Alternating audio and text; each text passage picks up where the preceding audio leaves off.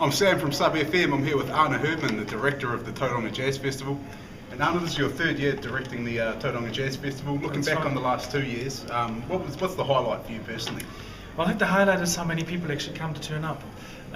In the last 2 years, we had 60,000 people per festival attending, and that's quite staggering. I mean, that's nearly everyone in Tauranga who came out, and also we know that a lot of people from outside the region come to the festival. So that's a really exciting thing, and obviously having fantastic world-class musicians that win big Grammy Awards come and perform on our little regional centre stages is quite exciting. Yeah, flooding into Tauranga. Is there anything new for this year that perhaps last year or the year before wasn't there that you've looked to bring in to sort of energise the... Yeah, there's a couple of things that we are doing differently this year. First of all, we are now the home of the New Zealand Music Awards in the jazz category. Oh, really? That's an award that's been given every year, and you probably know it from the pop and the rock scene, and the jazz category is just one specialist field, and we were picked to be the new home for that award. So on that Friday night, Good Friday, we've got a concert with the 3 finalists for that award, and at the end of the day, end of that concert, we will actually award that beautiful TUI award to the best New Zealand jazz album of the year. That's really exciting because it means that we've got the cream de la cream of jazz musicians in town for this award. The other thing that we've introduced this year is what we call our Hurricane Party. The Hurricane Party is a 6-hour-long massive music event with 4 fantastic bands that play kind of non-stop from 5 o'clock to midnight at the Classic Flyers at Mount Maunganui. And we've got Lewis McCallum, Solar Rosa, D-Dub, and then our headline act, Trombone Shorty from New Orleans, to round off that evening. And that's a new concept because it's quite long. It's quite an intense experience because it's like music, music, music. It's a stand-up gig, so there's no concert type seating, so you can dance and party. It's in a venue that is usually not used for concerts. So that's quite an exciting thing for us. We want to attract more people that usually do not come to the jazz festival. They think jazz is just about bowler heads and people running around with striped waistcoats. That's not what jazz is about these days. And the jazz festival embraces all sorts of facets of jazz, and the Hurricane Party is our attempt to show that. Yeah. I think D-Dub and Solar Rosa are two quite jazz-influenced bands, especially from New Zealand as well. And they're quite popular around in New Zealand. That's right, yeah. So we're looking forward to that gig. Yeah. Apart from you working away tirelessly, how many people are working on the Tauranga Jazz Festival? Well, it's actually interesting. Our core team is just 3 people. So it's the festival director, the artistic director who selects the program and negotiates with the artists, and then our administration manager. Yep. So we're quite a lean, mean machine. What we have to do then is, come festival time, we have to pull in contractors that deliver services like lighting people, sound people, a lot of the technical staff. Then we've got a few project managers that we put in place for things like the steam train and the TV3 Jazz Village. Because they're so big in its own right, they need someone on deck to deal with the situations at the time.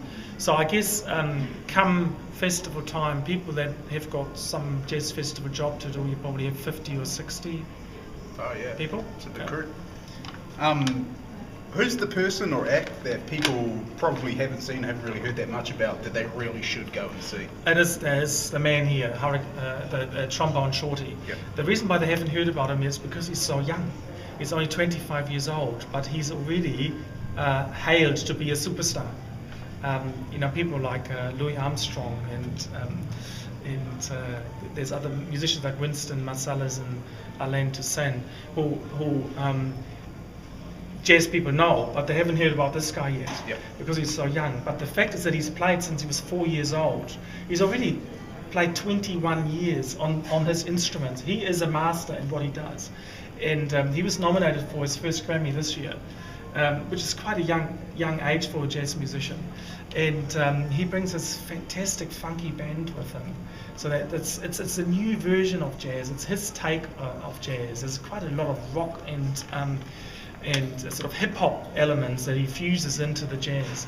And that's the man that people should see, either at the Hurricane Party or in a standalone concert on Monday night. Just him and the band. Okay, cool. What sort of impact does the Jazz Fest have locally, sort of on the economy? Well, it's huge. It's huge. I mean, we know that in dollar figure terms, it's between $5 and $10 million just over that long weekend. The money that's being spent and brought in as part of the Jazz Festival. I mean, you can imagine if 40,000 people walk through downtown Tauranga and just buy a coffee and a muffin, and maybe they stay somewhere and have some dinner and whatever. If you add that all up, it's a substantial economic benefit, and there's hardly a bed to be found all in Tauranga, the Mount, you name it. So people have to stay with friends and even sort of go a bit further out, like Katikati and Te Puke, to actually get accommodation. Yeah. So you can imagine it is a big deal to have that many people in the town. Just looking forward a bit, next year will be the 50th year of the Tauranga Jazz Festival. Do you have anything special planned for that? Or? Yeah, we have made a decision that the 50th is a big deal. We're one of the oldest jazz festivals in the world, and that's something to be proud of, and that needs to be communicated to people, and we want to have a special event for that. So I've already been working for the last 4 months on some major ideas that we're contemplating for next year. It's big stuff. We want to bring big artists into big venues and want to make a big splash. Yep. Is there an artist or a group or anything that you personally really like, and you've just gone, I've got to have them in Tauranga performing?